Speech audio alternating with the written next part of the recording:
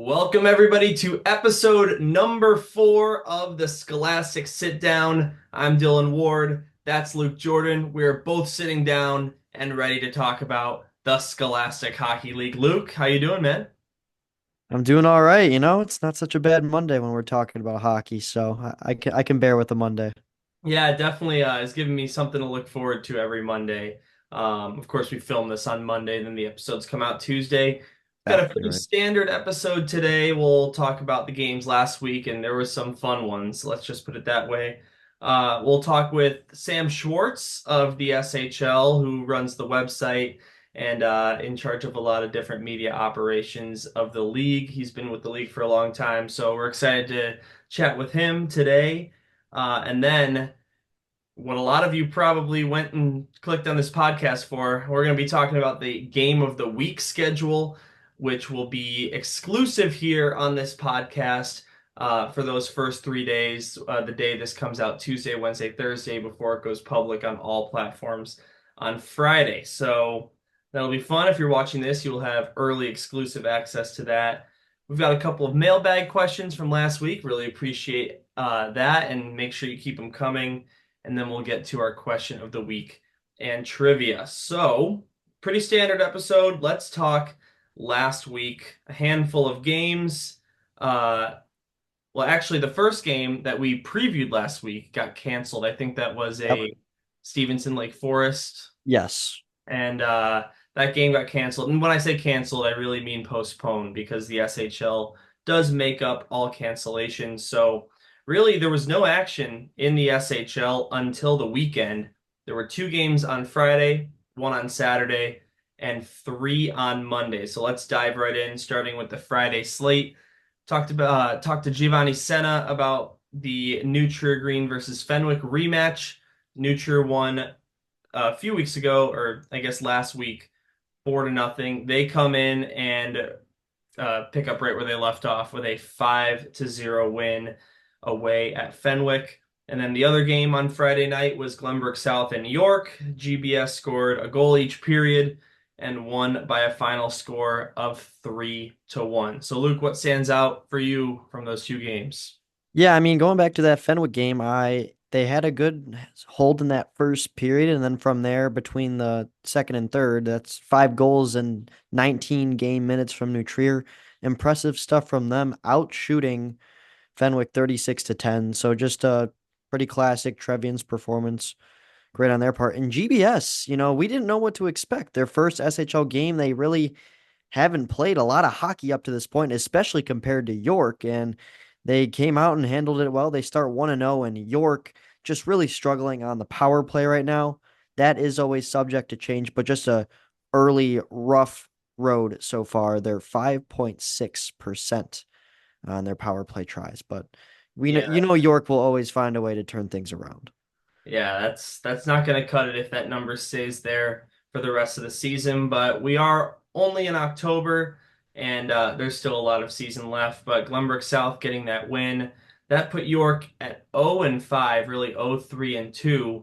But York did change that record for the positives from their perspective later on in the weekend, and we will get to that. But first, let's talk about the lone game on Saturday, October 5th. It was Loyola Gold's home opener in the SHL, their second game overall, and they come back from down 0-2 again, or pardon me, they came back from down 1-0 and 2-1 to the Lake Forest Scouts by taking the lead in the second period with a couple of goals in 2.5 minutes by Noah Moreno and Patrick Dine, and then Julian Gabal adds the empty netter. That was a 4-2 final score. Loyola Gold, 49 shots on goal in that game. Yeah, Logan Marsh, Lake Forest goalie stopping 46 out of 49. I had that jotted down in my notebook because that's not the first game that Lake Forest has been peppered with shots. I think one of the things that they're struggling with is defensively. They're letting up too many shots, but Logan Marsh, I mean, he has been very solid for the amount of shots he's been facing. He faced a lot in Sunday's game as well, but we'll get to that eventually. Yeah, I mean, 46 saves and a loss.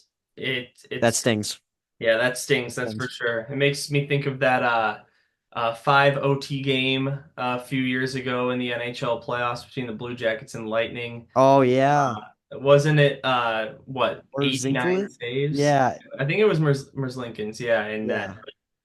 Yeah, I mean five overtimes, of course, that's going to put an asterisk on it, but still, all that effort and to not come away with the win is pretty hard.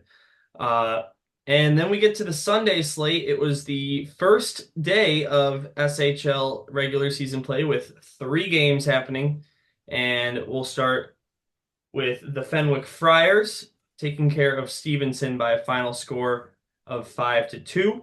And then down in Chicago, St. Ignatius, this is the one where they come back from 2-0 down against Lake Forest and come away with a 4-3 victory. Four straight goals for St. Ignatius before Lake Forest adds a third. Uh, and yeah, three goals in that second period in some quick succession. And then maybe the biggest surprise of this young SHL season so far.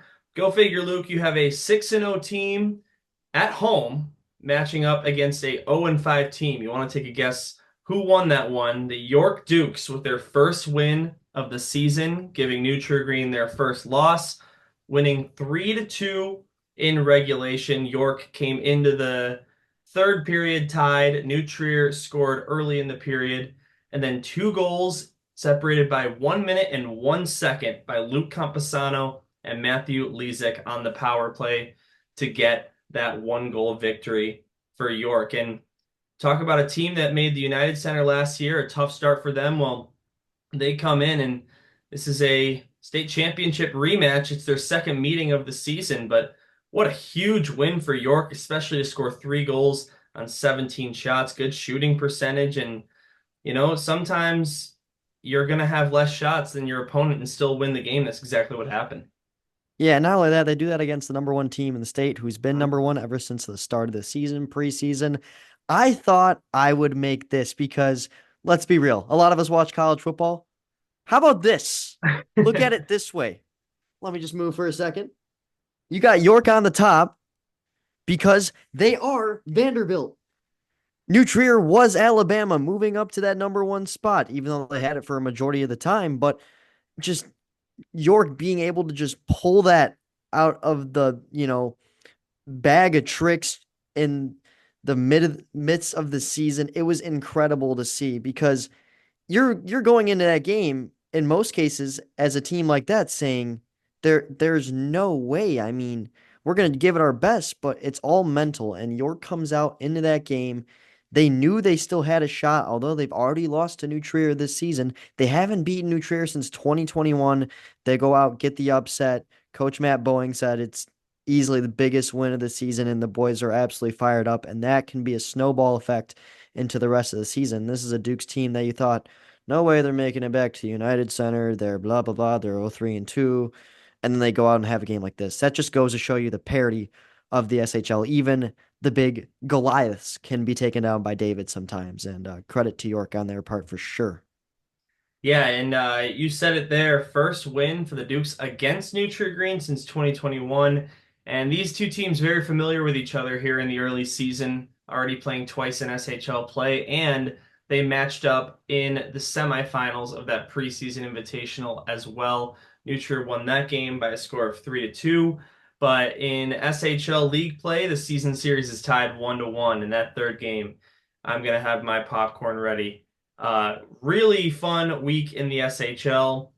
Fenwick gets that win to even the record to 3-3. St. Ignatius stays hot. And just after the week's festivities, just look at the standings. Only one team without a game played yet. That's Carmel. And we'll get to that in our week preview because they finally got underway. But in terms of the points, it is still New Trier sitting at the top with 7 games played and 12 points. St. Ignatius and Fenwick sneaking into third place on the points here in the SHL. They're going to be a team that we're going to have our eye on all season, as we've mentioned a couple times. Yeah, I mean, incredible stuff. Already 3 wins on the season when they had what, 2 wins last year, right? And they're Mhm. 3-3. They achieved 3 wins in 6 games. I mean, it's clearly a much more experienced program over there, and it's going to be exciting. I think they got a lot more Game of the Week features this year, but oh, wait. We Yeah, can't yeah. get there yet. We'll You get guys will get to see. We're almost there. All right, so that's gonna segue into our next segment here, which is the outside the SHL, which of course Luke usually takes a handle on. So Luke, I'm gonna give you the floor here. What's been going on outside the S? Why, thank you, Dylan. Let's look at the North Central first. Prep, a team that got knocked out in the state quarterfinals last year. Nobody thought they'd be the same team as they were 2 years ago when they went and won the Division II national championship. They've started their season 5-0. They're the only 5-0 team in the North Central so far. They have been very impressive. Chicago North finally started their season this week. They're 2-0 with wins over Highland Park, who is a very well-rounded team. They won that one 2-0. And then Barrington they beat by 7-9-2. Then we flip over to the Chicago Catholic Hockey League. This has probably been the league who's seen the littlest action so far. Still, the team at the top is Bennett with a 2-0 record. They beat Marist 7-0 and Mount Carmel 6-0. Fenwick and St. Ignatius, of course, in the SHL, have each played one game as well. And then in the West, the most active league in the entire state, everybody has played at least 3 games, and there are 16 teams. Wow. So, yeah, I mean, they've gotten straight to it. They just couldn't wait. And no more undefeated teams. Glenbard, I believe, was the one of the last ones standing. Now they're 4-1, tied for the top of the podium with Plainfield, the Predators as well, 4-1. So, it seems like a very well-rounded West, and that wraps it up for my outside the SHL segment. All right, thank you very much, Luke. Good work as always. We're gonna now cut it to our special guest, which is Sam Schwartz. Again, we talked about him in the intro. Longtime employee of the Scholastic Hockey League and the SHL Network. It's going to be a fun conversation, so we'll cut to that right now. All right, we are now joined by Sam Schwartz, longtime employee of the SHL, not only the SHL, but really the entire Illinois high school hockey circuit. He's been around here for a long time. So, Sam, thanks for coming on the podcast, man. Glad to be on here. It's a pleasure.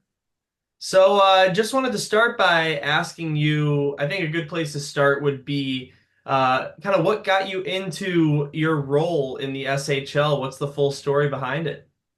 Um, yeah, so I'll start with I can't even skate. Not only that, I remember my first year, I was doing a North Central playoff game, and I learned the hard way that the Zamboni not only cleans the ice, it also makes it really slippery. So even though hockey is kind of the most special sport to me now, it really didn't come naturally, or does it come naturally? I graduated from Deerfield High School in 2021, and going into high school, I was a baseball guy. I played baseball. I'd never seen a hockey game that was not the NHL. And I was known, it's a weird thing to be good at, but I always ran the scoreboard. I just enjoyed doing it. And some of the guys on my baseball team, they also played hockey because baseball, hockey, they kind of offset. And it was one of the dad's turns of my teammate to run the clock. And he was like, I'd rather not do that. I'll pay this guy to do it. And I went to Twin Rinks and I did it. And there was a microphone there at Twin Rinks because at that rink, they just always have a mic. And I remember I don't know what got into me, but I just started announcing. And then they asked me to do it again. And I played music. So the announcing was what got into it. That led to me doing the North Central All-Star Games. Let's see, that was my sophomore year, so that would have been, I believe, 6 seasons ago.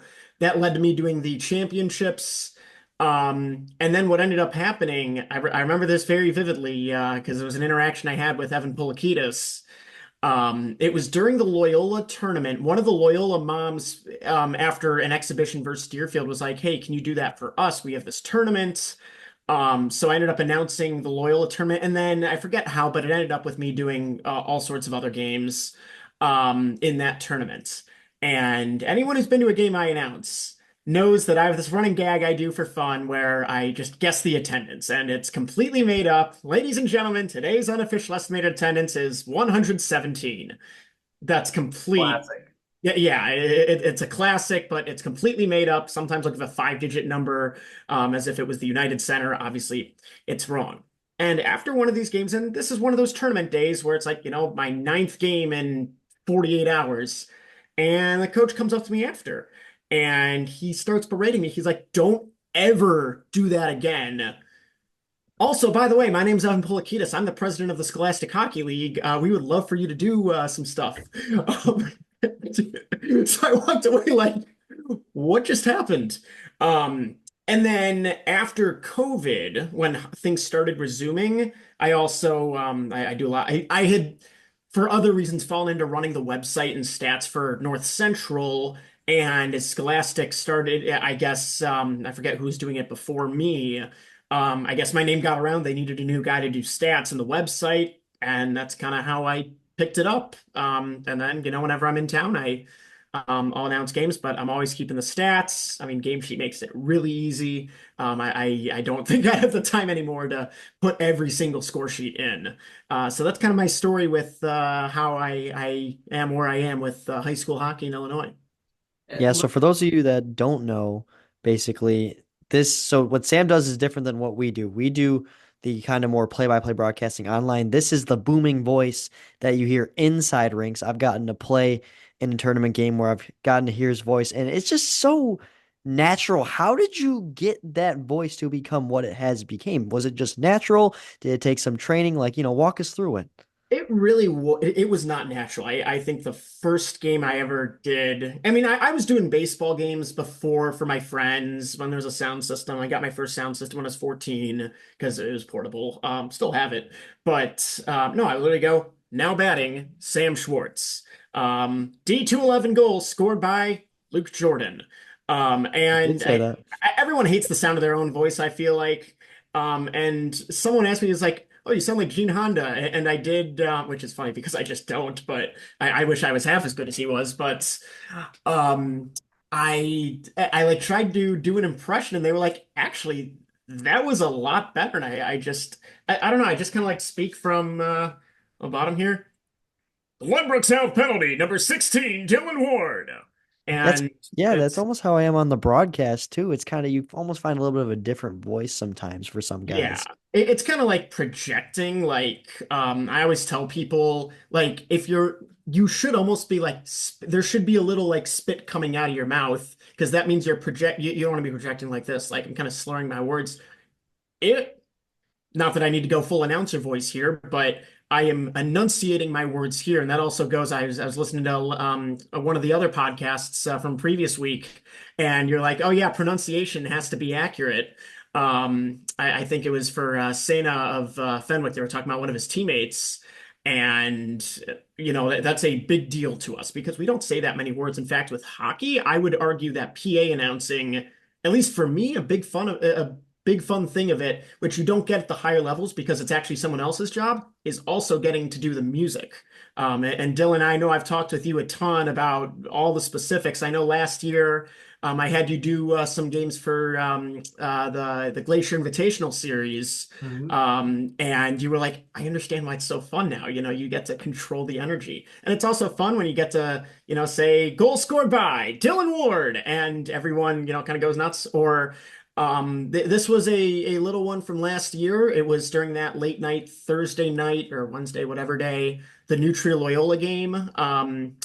And there was a major penalty on New Trier. Ironically, they scored a shorthanded goal, and there was an injury that went along with it, and nobody knew what had happened. So before I put the penalty up on the clock, because I also run the clock, um, I announced because everyone was like, "What the heck just happened?" There was definitely a penalty, and I remember I announced New Trier penalty, Jack Savino, 5-minute major penalty for I forget what it was, and everyone goes nuts because Loyola. That was when Loyola that no coaches didn't even know it was a 5-minute power play, and you really feel like you get to command the crowd, but it's more just kind of building. Did not command the crowd. That's not the right way to put it, but.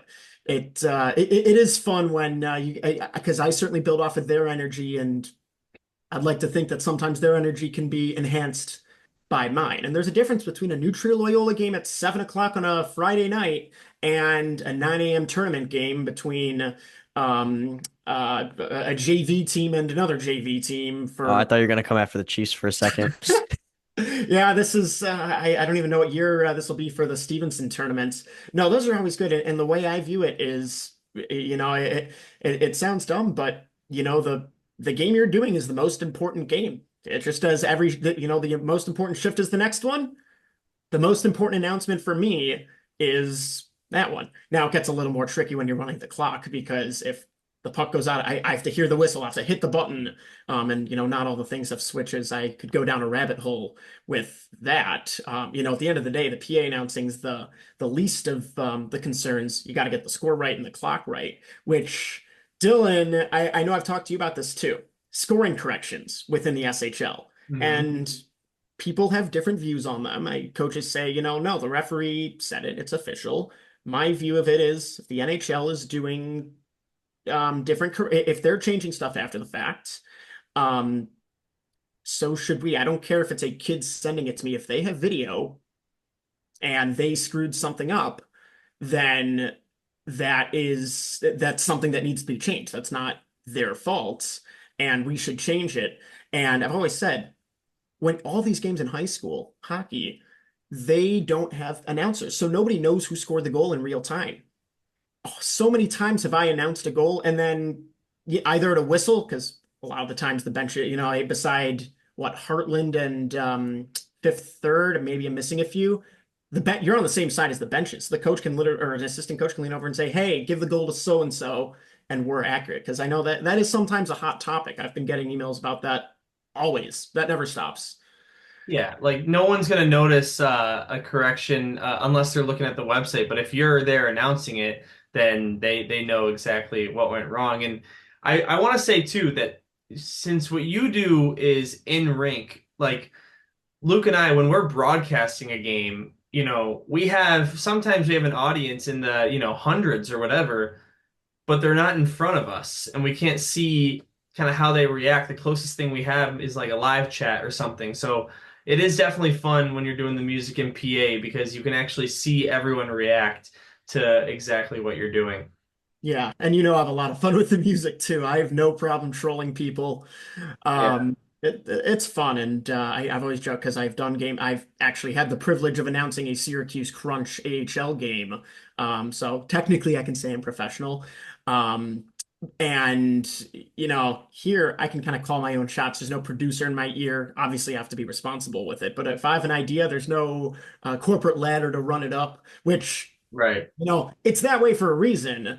But I get to have fun with that. And at the end of the day, it is high school, and you have to be smart. You can't just do whatever the heck you want. Um, but yeah, it's certainly fun stuff. And there's a reason I'm still involved after many of these years.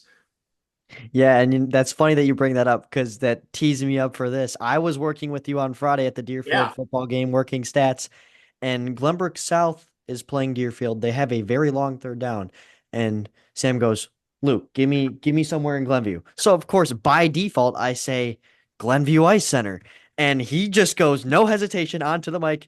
It's third and Glenview Ice Center, and I was just like upstairs. We were all dying laughing. There were probably a couple people No, it like was down only below me us and who you. were like, Nobody else in the press box well, had any clue what was I happening. was I was crying. They were all so confused and like slightly chuckling, but me and you were losing it. And I feel like everybody down low, the everybody actually watching the game, the actual attendance, like they were all just like, "What?" But like it's just something that you just have like so much power. You can be so fun with it.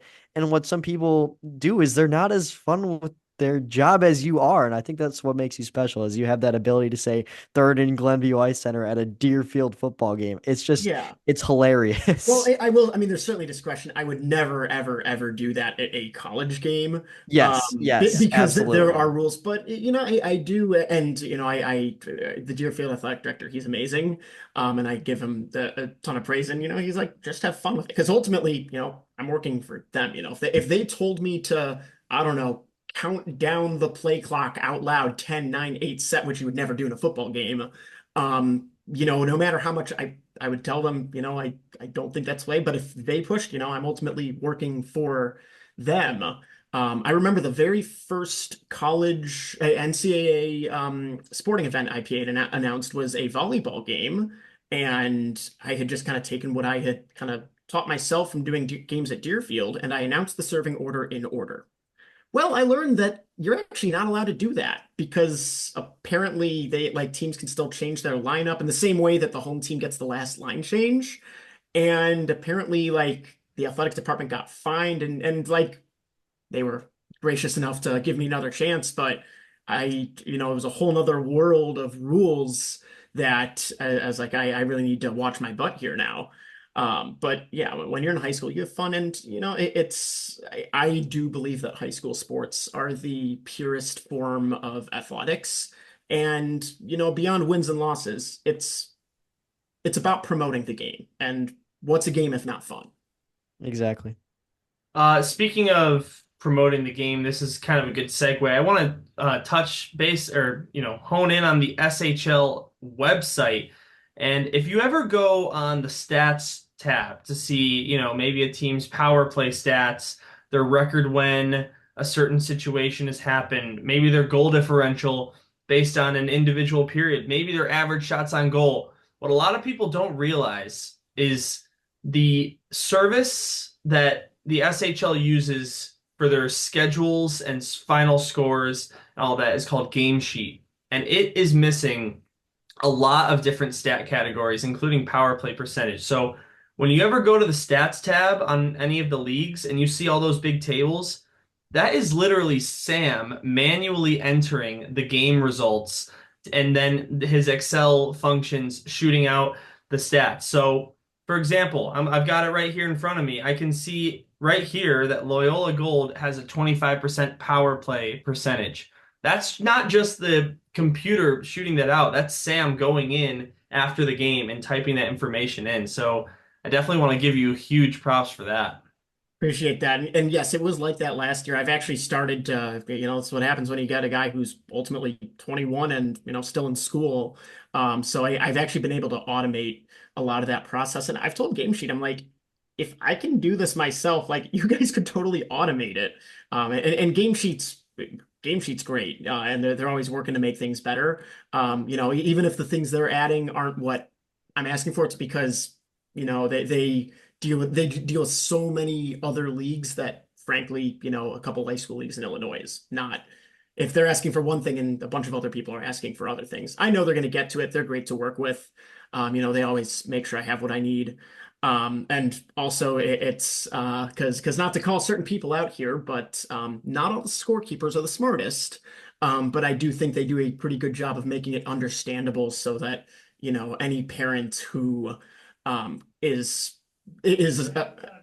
set to be in the box. Yeah, so yeah, Game Sheet's great. I mean, their power play algorithm isn't perfect. On top of that, for that specifically, it doesn't calculate opportunities. It doesn't at all. And even if it did, it doesn't understand that if at the high school level, if a player on each team gets a minor at the same time, it actually doesn't create a power play opportunity at all. If those were the only penalties, both teams would be 0 for 0 in the day. And then just some ideas came to me. I was like, it's not that hard. If I put in the score by period, who's the home team, what was the day, which team, an X for which team scored first. That was kind of the whole basis of all this. I can have it automatically calculate. Now I have it kind of scrape and automatically process the results, which has come a long way.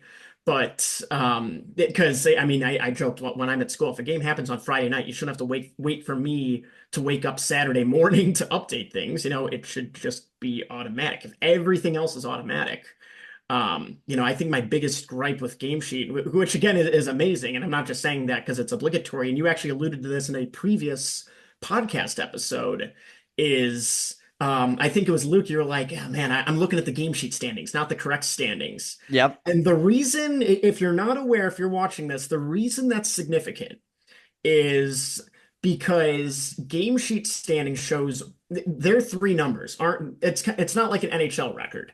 An NHL record, take a team that is 10, 10, and 10. That means they would have 30 points. There are 10 games that they have outright won, 10 games they have lost in regulation, worth no points, and 10 games they have gotten to overtime but lost or got to a shootout and lost, worth 1 point. Game Sheet does it as wins, losses, ties. Furthermore, when you look at the stand, because I can have the website hide certain things. but wins and losses are always total wins and total losses. So if a team is 10, 10, and 10, according to Game Sheet, they will actually display as 10, 20, and 10. Right. And the reason for that is it's counting it, the wins is the total wins, the losses are the total losses, overtime or not, and then overtime losses are losses only in overtime. So it's actually counting 10 of those losses twice. And I asked Evan, I'm like, I can make a thing for it to do it our way, which I mean, SHL, the way I view it, of all the leagues, SHL gets the most attention. I'll leave that up to some interpretation. I can definitely tell you in terms of website metrics, they get the most attention. Um, and they should, and if they're getting, if they're producing state championship teams that are going to the national championship, I'm looking at you, New Trier. They should have some pretty good coverage, and that's why I'm so grateful to have people like you, Luke, and Dylan, and of course Max Anderson and Jimmy. A group of people that care about it. One person can only do so much, and I sure as heck couldn't broadcast a game to the atmosphere you guys do. But they're all just kind of different cogs in what makes good media coverage in the way I see it. Sweet. Love it. Luke, you got any other questions for Sam, or Sam, anything you want to say No before? other questions, but just know that for you, those of you watching, if you're like, what exactly does this guy do? Everything. All right. He does everything. Okay. So just get that straight. This guy is practically, he's either on the scene or behind the scene doing everything. So that's why we were happy to have him on this podcast. I'm amazed he could get the time, but, it was an honor to have Sam and show what's going on behind the scenes. Cause obviously what's on the ice is most important, but what's off the ice is underlooked sometimes. And I think Sam gets underlooked sometimes just because all of his work is kind of behind a shadow, but it was fun to have him on here and Yeah, we if there's talked. one thing I can say though, it is, Yeah, go you ahead. know, I should have never been in this spot though. The only reason I got into it is because nobody announces. And that's when I realized how much I bring. Every Yes. school, if GBN has a student, like it would be great if they brought, every team should have their own announcer at the SHL level. It should make it special. I mean, Luke, like you saw the impact it had for you in a Stevenson in I don't know what times you played at. Let's say it was a 9 a.m. game on a Saturday morning, Hmm. it was Yeah, still we played fun. Edwardsville at like it was 9:30 a.m. and we got a big win and it was nice. And all the parents were like, "Oh, who was that?" I was like, "Oh, it's Sam. He works at SHL." He's like, "Can you do our games?" I was like, I don't think we're gonna have him come out for every single cheese." No, but like seriously, you get a lot of traction just because it's like, what is this guy doing here? Like he should be in the pros. He should be with the Syracuse Crunch, so to say. But Hey, I got one I game and think, I'm forever grateful for that. yeah, absolutely. Stephanie And Gale, I don't know if you're watching this, but I doubt you are from New York, but much appreciated. You made my whole year. you never know. Uh, We're pretty worldwide here. Didn't it say we had a viewer from Canada? Yeah, I I think so. think. Yeah. So Yeah. We've had lots of different countries tune in, especially for the game. So well, Dylan, you and I at Jamestown, that was fun. And the reason I thought about that was because Luke, in that tournament, we had not your division, but Stevenson had a tiebreaker situation where they were winning by 3, but they still needed to pull their goalie because they needed to win by 4. And then I was thinking, Dylan, that Jamestown tournament, the Scholastic Invitational Cup, not affiliated with Scholastic League, they're just both called Scholastic.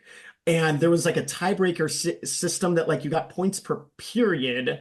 And I'm not saying it doesn't work. I'm just saying it is complicated even for me. And we also weren't used to it. And then I remember GBS ended up playing York, lost to York. York lost in the championship to, I honestly don't remember. You do enough games, you forget what Ohio happens in team. those games. Yeah, exactly. And that was a fun tournament. University school, is that it? Yeah, something like Yeah. that. Well, Um, so it was, it's a fun time around here, and that's why I love this stuff. nothing like a good complex tiebreaker scenario. Yeah. Wait, hold on. I've got one more note because you'll find Go this for it. Illinois West. We had a situation 2 years ago where I'm not going to dig for the email, but it led to a situation where a team had to win in overtime to advance. It was like the playoffs were like a mini pool play and then top 2 out of 4 advance, and they had to win in overtime, but they could not win in regulation. And what resulted in happening was they were up by one for the whole third period, and with about 20 seconds left, they intentionally score on themselves, and they don't even try and make it look like an accident. They have the puck Might on as at their goal well. line. They pass it to the goalie, and the goalie's like, "Oh no, it went in." And so it was tied. It went to overtime. They won. They ended up, I forget which team was. They won the whole West Cup. Oh my Um, gosh. Wow. What yeah. what That's worth situation sharing. was that had to specifically be in overtime? So it was so if you're not familiar, Illinois West has a 3-2-1-0 system, which by the way, I love. Well, They junior play side. overtime like SHL does, but there's 3 points are awarded every game. If you win Dylan, if I beat you in regulation, I get three and you get zero. Even Sure. if I beat you, if it takes me to overtime or a shootout, I only get 2 points though. So there's always 3 points. So it was that the fact that over winning in overtime does something different, and the way the head-to-head tiebreakers work. It basically was a three-team tie that an anticipated three-team tie where if the team won in overtime, they would have been in that three-team tie and would have been in third due to head-to-head points. It wasn't because in head-to-head result, it's head-to-head. It points in head-to-head games technically. I use the word technically a lot because that's what this job is. But it was if they win in overtime, one of the teams would have been the one seed of the two advancing, and they would have been in a two-way tie fighting for the other one Mhm. spot, but they outright beat that team, even though it was in overtime. So they had to enter that tiebreaker and not the bigger tiebreaker because they would have been knocked out quicker. And I remember looking at it about 2 a.m. the night before, and I was like, I there's no way this is right. And I called Dylan, I think I may have called you about that to say like, am I crazy or are these numbers accurate? I might remember that And actually, sure enough, yeah. and then the fact that it actually came through because it could have been 6-0, and okay, that was a theoretical. So Yeah. you get a you see enough games, leagues, tournaments, standings, you see some pretty crazy stuff happen. Yeah. Well, if anyone at home was a little bit confused by that breakdown, so am I. So so don't worry about it. But Sam, it was great having you on, man. Great Thanks to for be taking the here. Looking time. forward to the rest of the season. Yeah, us too, us too. So if you ever hear a voice that sounds pretty darn close to professional at a high school hockey game, that's probably Sam. As a matter of fact, it's almost definitely Sam. Honorable mention, it might be Max Anderson prepping for his next Chicago Wolves game. Just had to say that. Oh yeah, that's true. That's Or true. Chris Dubiel, who is the Wolves and the Oh yeah, Blackhawks Chris is backup. good too. Yeah. Both more qualified than I am. Yeah. Two of the best on here on the SHL network broadcasting landscape. So Sam, Yeah. thanks for joining us and we'll see you around soon. Cheers. See you guys. All right, that was a good conversation with Sam Schwartz. What a guy. And now it is the moment that you are all waiting for. It is time to reveal the SHL Network Game of the Week schedule. This is the eighth season of the SHL Network and the Game of the Week, powered by Max Anderson and Jimmy Olson, the technical engineer.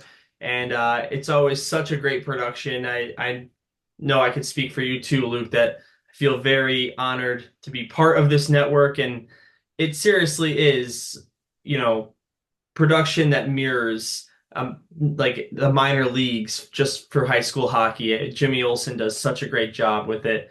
I'm so excited to have another season of broadcasts in the SHL.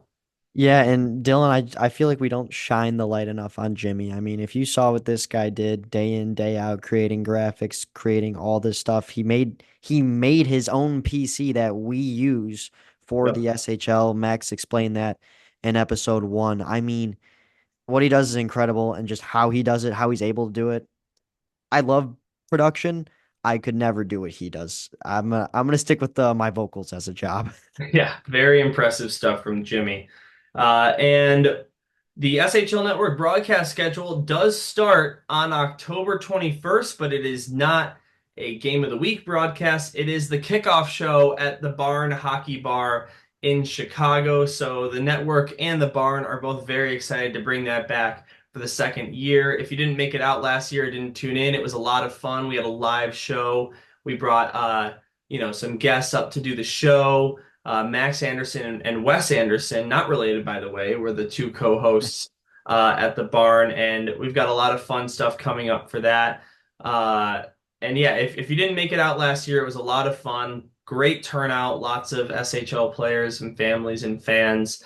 And that's going to be the first broadcast. So Monday, October 21st, that will be at 7:30. And now let's start getting into the juice, shall we? The first game of the week on the SHL network will be Glenbrook South against St. Ignatius at 6 p.m. Sunday, October 27th at Fifth Third Arena. That will be a very exciting one, especially because if you remember, Glenbrook South was the 3 seed in not just the SHL playoffs, but the state playoffs.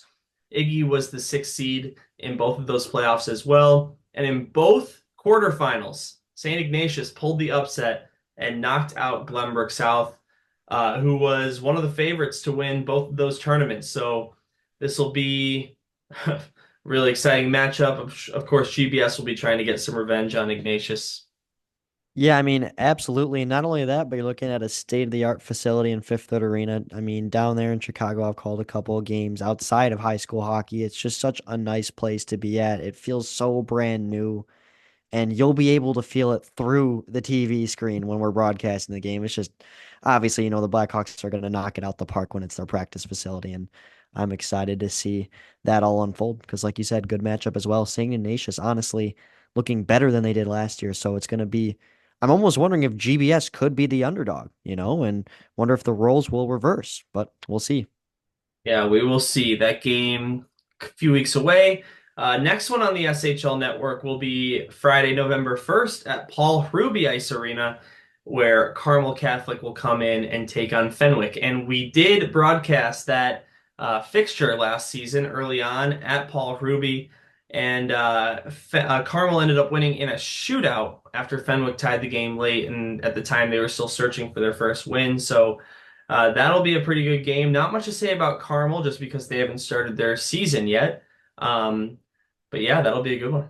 Yeah, I believe I was in Kalamazoo when that game was happening, and I was listening to you, and it was like it was a pretty late game, right? Because I remember I was at my hotel just watching the game. I was kind of all drained out from playing my own games, and I was like, "This game is insane! Like, this matchup really couldn't get any better." And it's funny enough because the matchup is better this year. These are two teams that are very much improved. We haven't seen Carmel in the SHL slate yet, but on paper it tells you that this team is much more experienced. Same goes for Fenwick.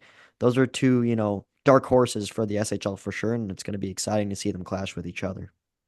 All right, up next, Sunday, November 10th at 6:40 p.m. at Glenview Ice Center. It will be New Trier Green coming in to take on Glenbrook South. That's always a big rivalry, usually two powerhouse teams. Glenbrook South swept New Trier last year, winning all 3 games in the regular season series. So New Trier is going to be coming for blood in that game. Yeah, I mean, Glenbrook South always plays so good against New Trier. I don't understand how they pulled off such last year when you just look at how New Trier was a much better team, it seemed, and Glenbrook South just has something against them. I mean, and we'll see what South pulls off this year. New Trier Glenbrook South hosting at Glenview Ice Arena, another really nice facility, and GBS could be winning 4 in a row during the regular season against them at home. So we'll see what happens. We will see indeed. Up next, Saturday, November 23rd. That will be the weekend before the Thanksgiving tournament.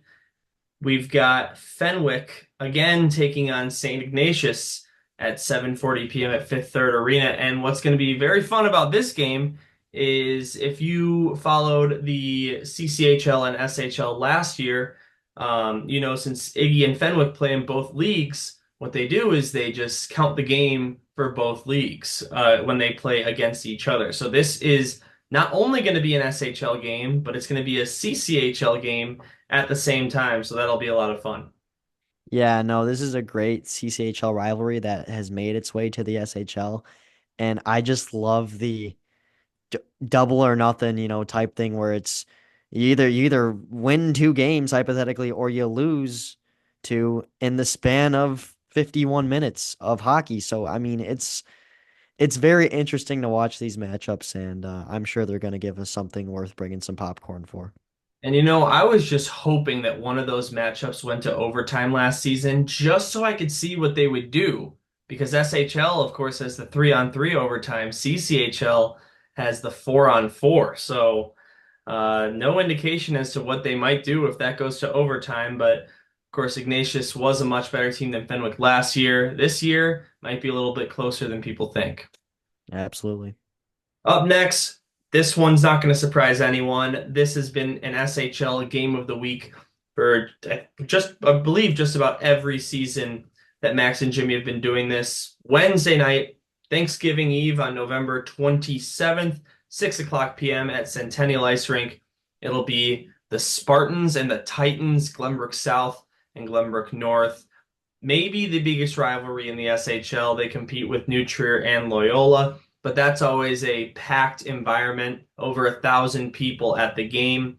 A long time tradition for those two programs dating back into the 20s, 30s of years to play on Thanksgiving Eve. And GBS, after winning two straight, loses last year's matchup.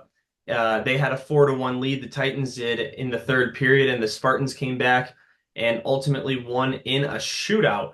And these two teams play 3 times a year, just like any other two SHL teams. And while GBS won the season series with the Spartans, winning the next two after that Thanksgiving Eve game, something about that game in particular stays with you. And if you've ever played in it, if you're maybe a player or been at the game or even watched the game on SHL Network, you feel that too. I mean, absolutely. You look at it like this. You got New Trier Loyola as a rivalry. You got Glenbrook North, Glenbrook South as a rivalry. When it comes to a singular game, GBN, GBS, way above the top when it comes to Thanksgiving Eve. Just it's the Ryan Sandler shootout goal that's on Instagram Reels on the SHL Network account.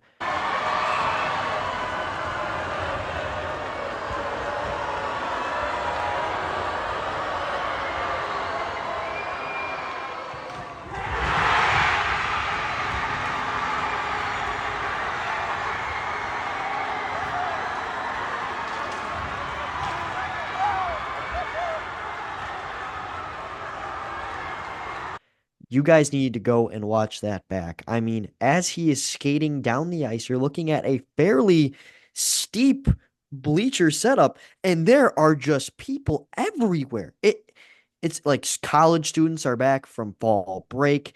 It is just such an incredible environment, and my bucket list this year, whether I'm working the game or not, is I will be there. The last 2 years that I've wanted to go, I've had family plans. I'm telling them it's not Thanksgiving yet. It's Thanksgiving Eve. I'm going to be at this game, whether you allow it or not. I'm just kidding. Of course, family comes first, but I really want to be at this game this year if you can't clearly tell. So it's going to be a lot of fun. Very magic game last year. We'll see what happens this year. And that Instagram reel you're talking about, it really does show the entire bleachers setup, so you could see exactly how many people are in there. It's always a great environment.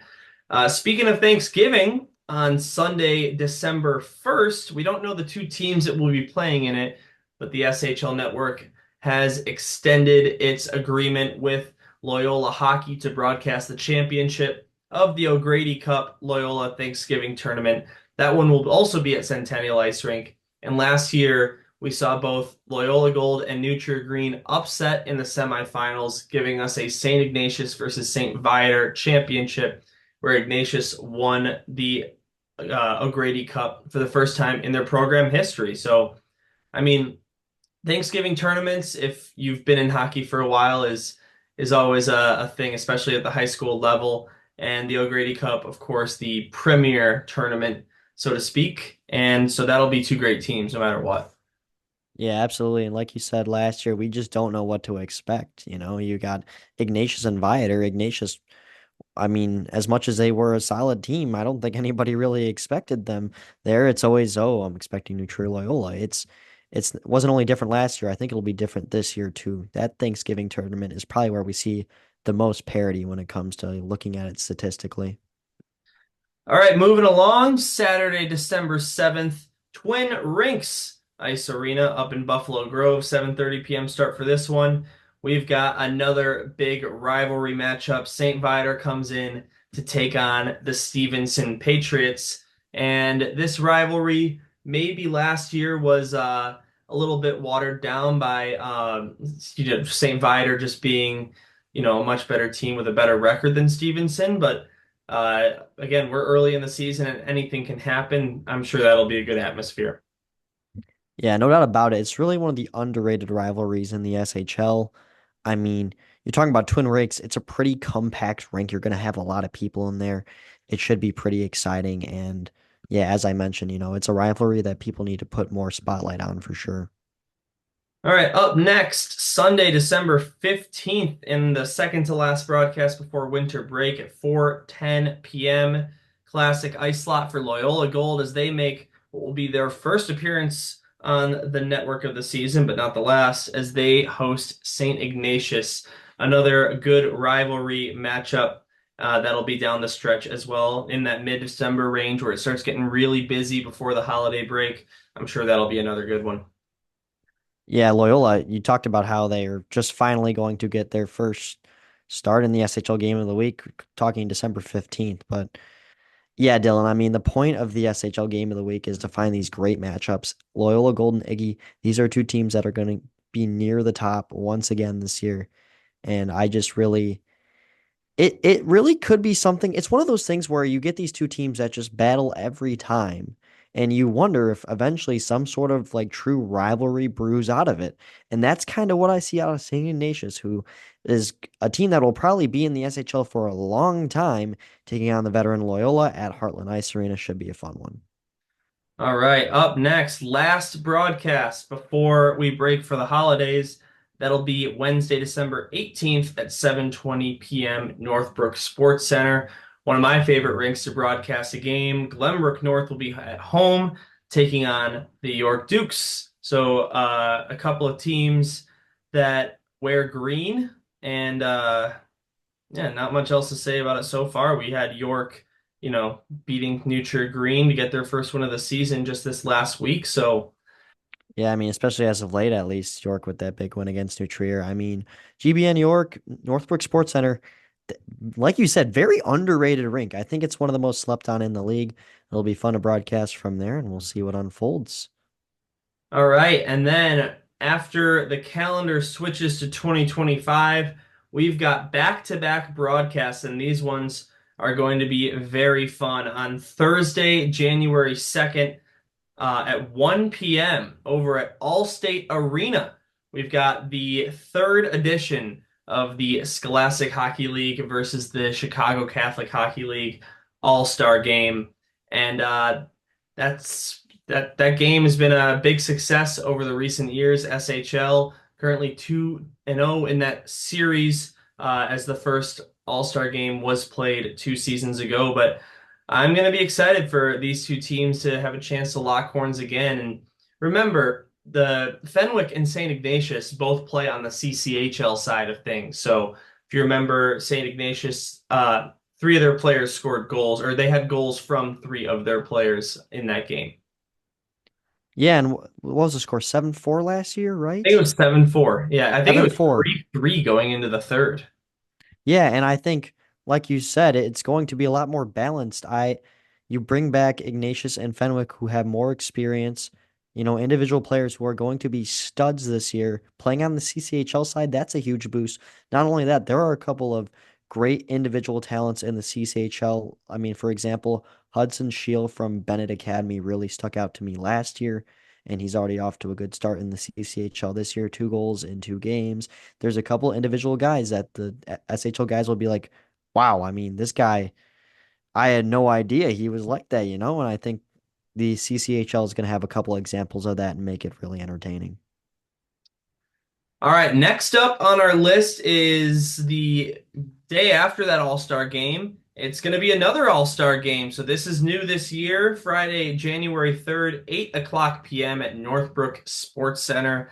It is the very first edition of the AHL All-Star Game, which, of course, if you don't know at home, the AHL is in its second season right now as a Varsity 2 division in the Scholastic Hockey League. I believe it is the only Varsity 2 specific league in the state of Illinois. So really cool. They bumped it up to 10 teams after only having 6 last year, and they will get their own All-Star game. So different from the SHL All-Star game, they will not be playing another league. It'll be broken up into 2 teams comprising of all AHL players. So again, that's the day after the SHL CCHL All-Star game.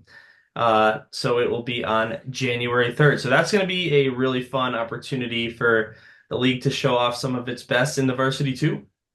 Yeah, I mean, this is a league that is expanded big time, like you said, from 6 to 10 teams. And a lot of these guys on the varsity two team are on the brink of being varsity level, and a lot of those guys are underclassmen, so these are young guns that are about to make themselves shine on the big SHL stage. I think the AHL is a very slept on league.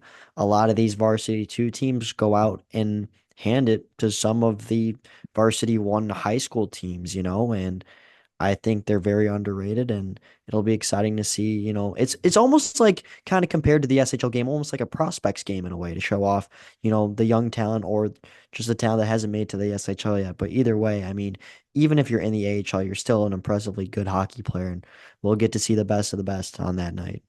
Absolutely. There's a reason it's called varsity too. It's still varsity hockey, so there's Absolutely. definitely going to be some skill. I mean, heck, I think some SHL JV teams could be considered Yeah, varsity. Like you look at York's JV from last year. I mean, they probably could have held in with some varsity teams the way they were playing. yeah, no kidding. And all right, then after that, we only have 3 more games as it stands right now on the Game of the Week schedule. Up next, we're going to look at Wednesday, January the 8th, 8 o'clock p.m. at Alumni Memorial Fieldhouse, a great rink in terms of broadcasting. It will be the Stevenson Patriots coming in against the Lake Forest Scouts. Yeah, it's such a sweet rink, Dylan. I mean, I feel like we got to put some shine on all the rinks that we're going to be broadcasting at. We have some great ones. Alumni Memorial, obviously one of the best in the state, arguably, just because of that NCAA feel. I mean, you're playing in a rink of the Lake Forest Foresters, a D3 hockey team here in Illinois.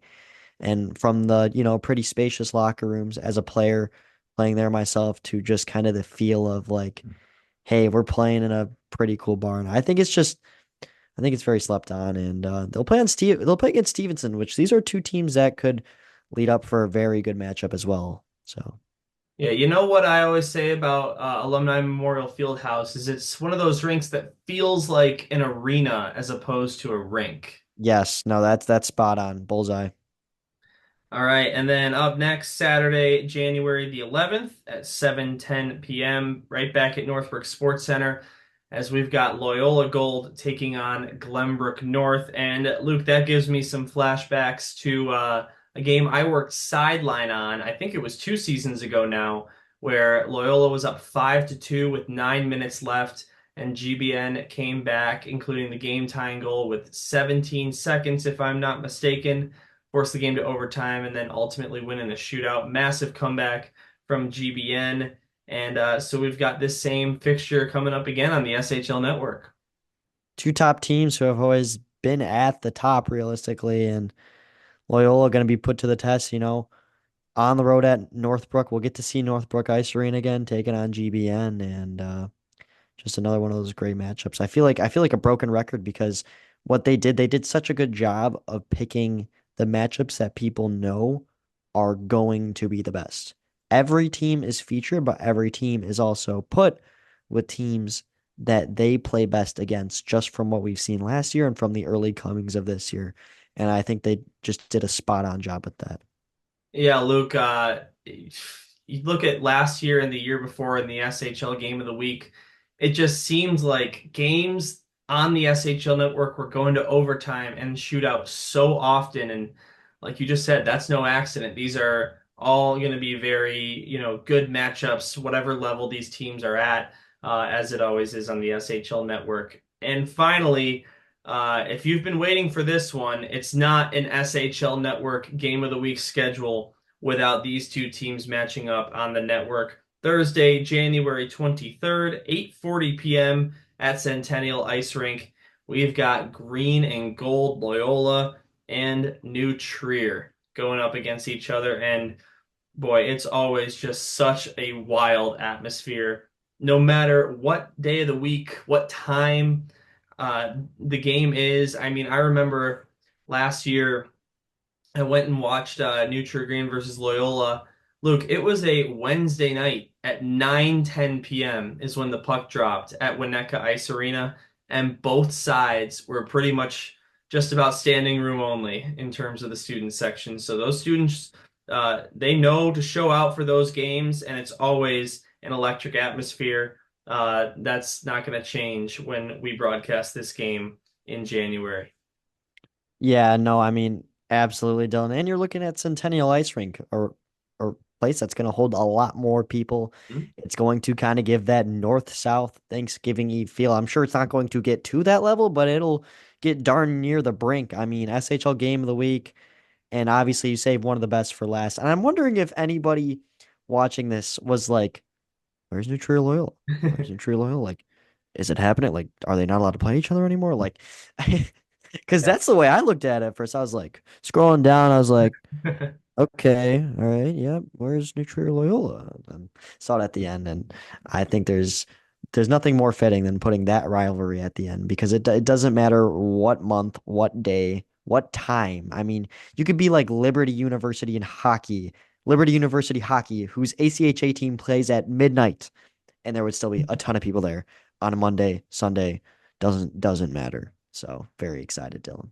I think we should get a New True Loyola game at midnight at some point in the near future. We'll have to talk to the league about that. I say we do a New Year's Eve game after the Blackhawks Winter Classic, and they drop the puck Oh, as the clock strikes midnight. I love that. Starting off the new year right away, wasting no time. But No time, quite literally. yeah. So that is the game of the week schedule as it stands right now, highlighted by some of those big rivalries and the kickoff show as well, all-star games as well. And don't forget, people, just because these are all the SHL Network games of the week, that doesn't mean that these will be the only games that the SHL Network and J&M Media will be broadcasting. Of course, there's some more details coming out soon about rivalry series, both in and out of the SHL. Maybe some other collaborations that we can't speak to you all about just yet. But yeah, there's definitely room for some more games to get added to this schedule as the season rolls along. But as for now, we know that all of these games will be on the SHL network. And, I can speak for you, Luke. We're both very excited to get back behind the mic and, actually talk about a game in front of us and not just here on the podcast. So, Let's be honest. Yeah, I mean, you nailed it there. Just being in the live action of a game, whether you're there watching or whether you're, one of us calling the game, trying to make a career out of such an incredible job.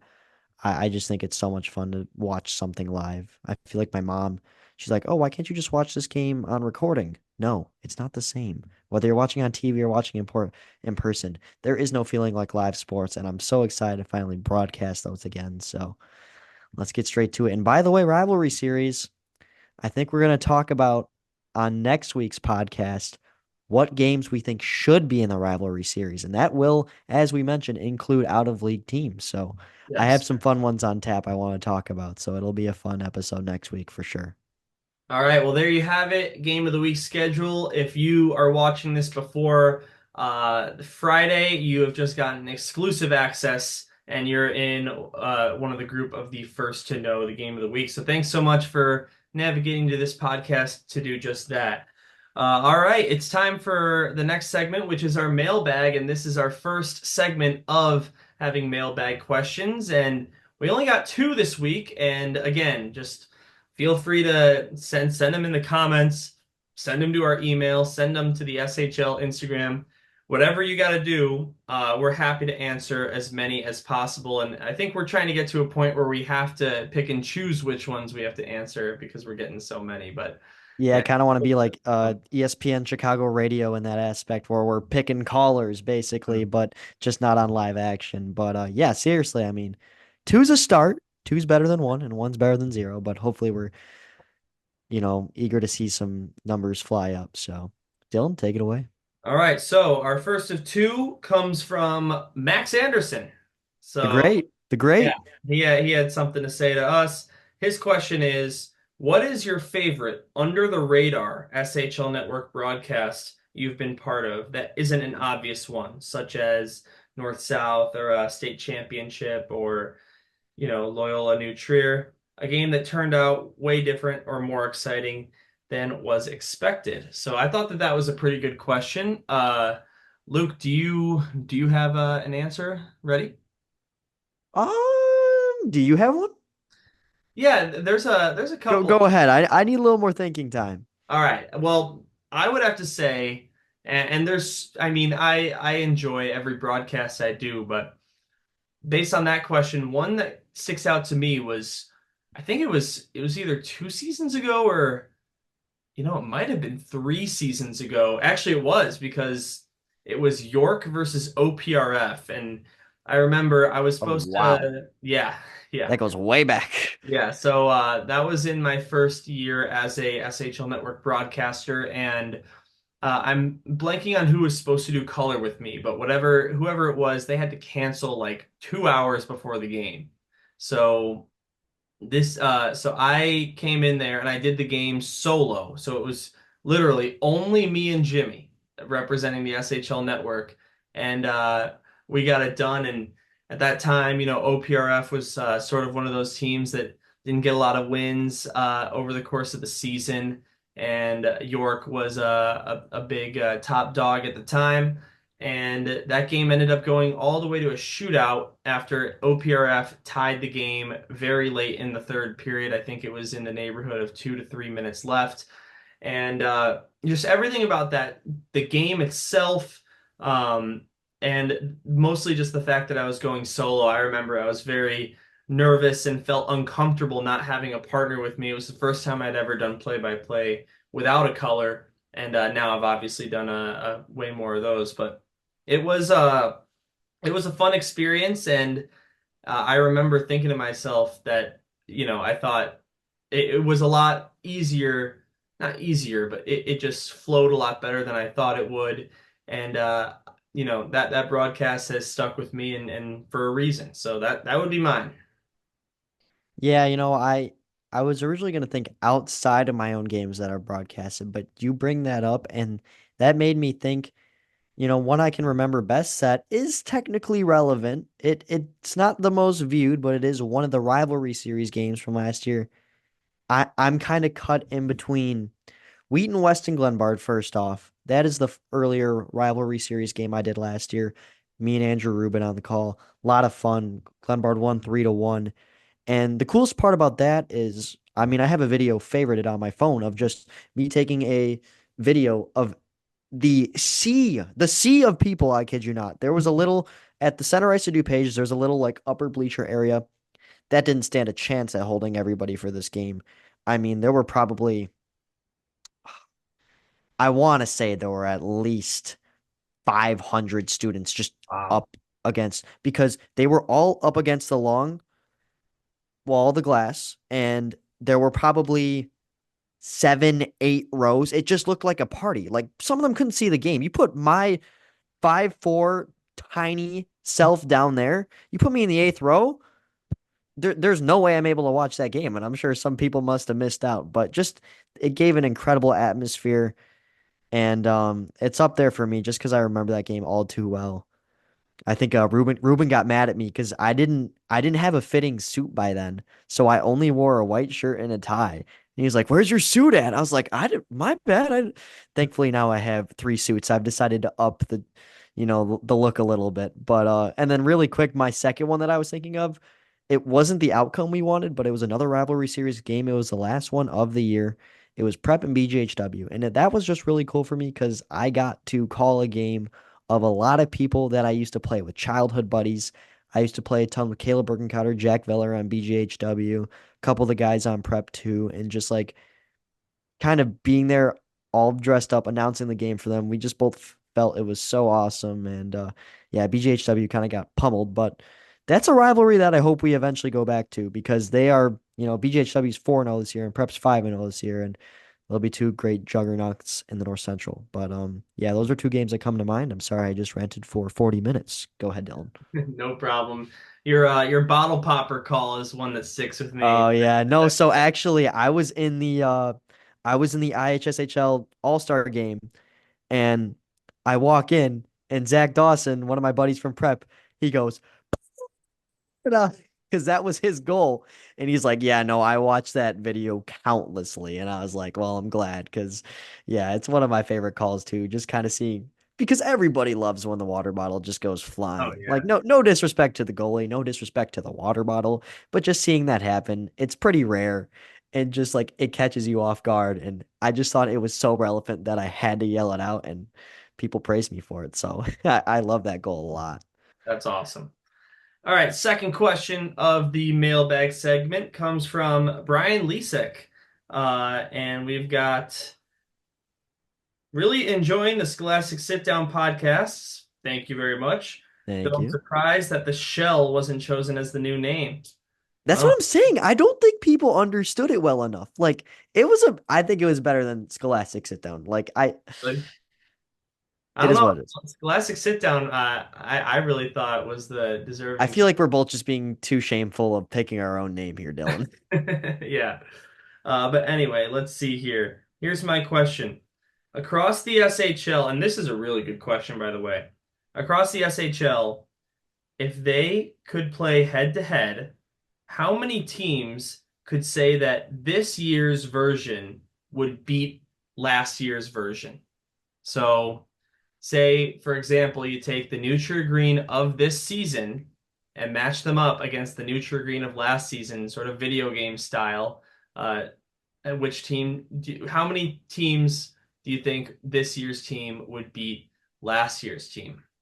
I'm pulling the paper out for this one because I had my own power rankings for this year at the start of the season, as I said in episode 1, and I have last year's final power rankings, and I'm not just going off of that, but I mean, let's look down the board. We got would Nutrier's current beat Nutrier's last year? That's when we just don't know.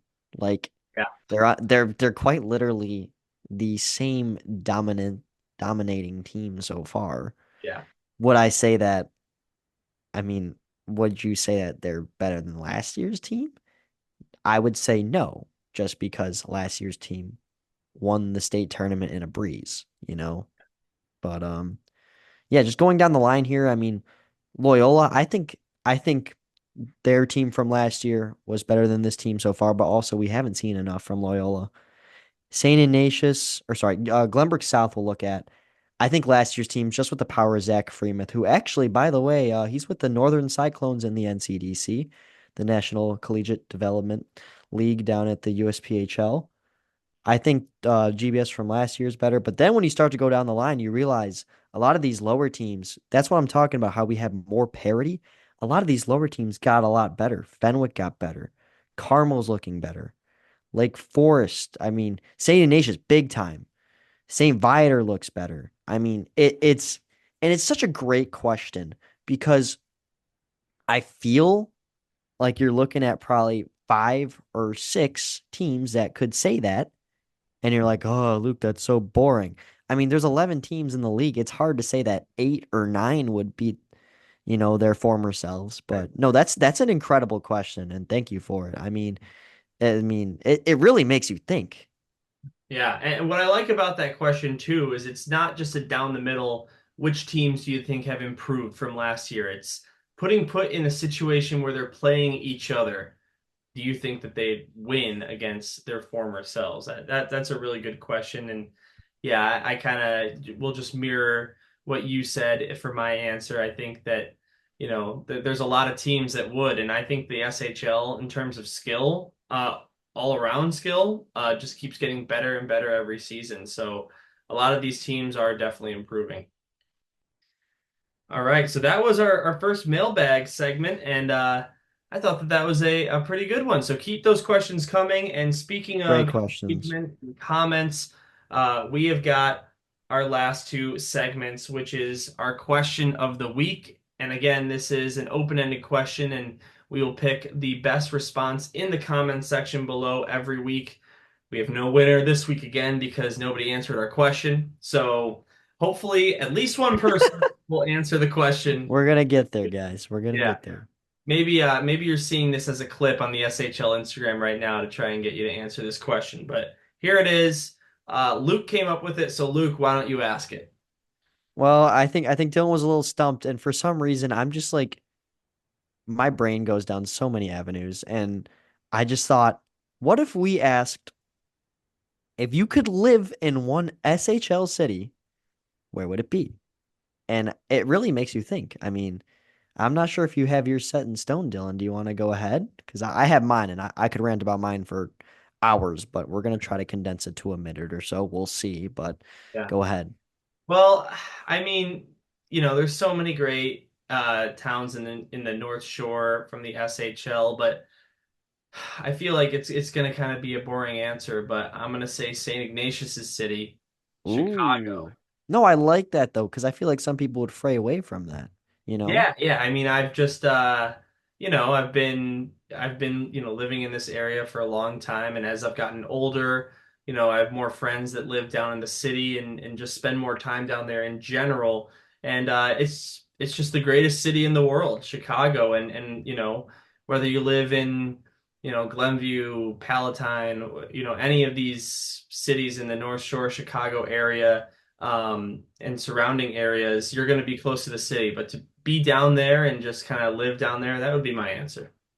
Yeah, no, and that's my runner up. But I think, it's very close. A lot of these cities tend to tie with each other, but I think Winnetka would be my favorite place to live. I've never been a huge city person. I like visiting the city. I don't know if I want to live in the city because, I like just like places with a lot of land. I'm kind of more of a suburban guy. And basically, Winnetka stood out to me because you are you are right next to Lake Michigan. There's some incredible beaches right off of near Sheridan Road.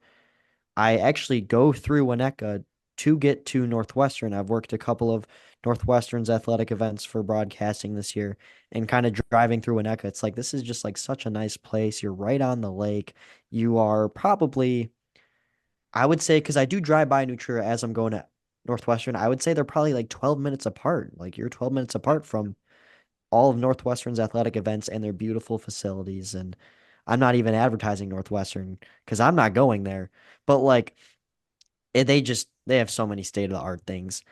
And I think not only that, but just like, just it seems like everybody's just like super kind. Everybody sticks to their own over there. And most importantly, Winnetka Golf Club, place I want to try. So There you go. if anybody here knows anybody at WGC, don't know if you guys call it that, but give me a free tea time. I'd really appreciate it. I think that the course is right next to the rink as well, right? Yep, right next to it. There you go. So there's your question of the week. Give us your answer in the comments section, and we will pick the best one, if there is one, next week. And we'll give you a shout out. Speaking of shout outs, it is time for our trivia question. And we got to shine some light on the same person for the second week in a row because they were the first person to answer the question successfully. Luke, you asked the question last week, and it was what's the name of the player that played for Barrington that has some NHL experience? Correct answer, Connor Mackey. Shout out to Dana Loken for getting that one right. Man, that person has been locked in 2 for 2. Yeah, yeah, two My for gosh. two. And they mentioned in the comments, challenging one, but they still got it. So It's not congratulations. easy. I had to do some deep diving for that. So, Yeah. So if any of you are watching this, maybe some early birds that clicked on the video right when it came out, leave your comment now before Dana beats you here. Here is the question for week number 4. Who scored the game-winning goal in the 2022 state championship game? I'm not going to say the teams. I'm not going to say the score of the game, but there's your question. Who scored the GWG? So we will leave you with that. Make sure you answer in the comments section. The first person to get it right will get a shout out on next week's episode. But besides that, that's going to do it for episode number 4. Luke, any final thoughts? Yeah, it's just been a fun ride so far, Dylan, and looking to keep having this go forward. If you guys could really give me that free tea time, I'd really appreciate it, Winnetka. Um, but no, most importantly, I think that what we could use is some sponsors. We'd love to shout you guys out. So, I mean, whether you want to, like I said in episode 3, I think it was, if you want to put over my big forehead, Luke Jorden sucks, go right ahead. Like just, but no, Like, seriously, if you want your business or anything to be advertised, we'd love to just speak of it, and we would love your support. So I think this is something that is brand new. People love it. It's getting a lot of traction, and we'd love to help you if you're helping us. So that's speaking all of I got, Dylan. Yeah, speaking of sponsors, if you take a look up here and down here, there's a lot of black space that is not being used because we've got the split screen going on. That could be the home of your company's logo. So again, just reach out to us via the comments section, Instagram DM, or you can email us. You can find our contacts at the SHL website. We're definitely looking to add some sponsors. We can do ad reads as well. It can really be whatever you want. So No, yeah, but seriously, Dylan, you nailed it. There's a lot of real estate, so feel free to take however much you want. yeah. All right, everyone. Luke Jorden, Dylan Ward, episode number 4. Thanks for spending some time with us, and we will see you next Tuesday for episode number 5. See you next Tuesday.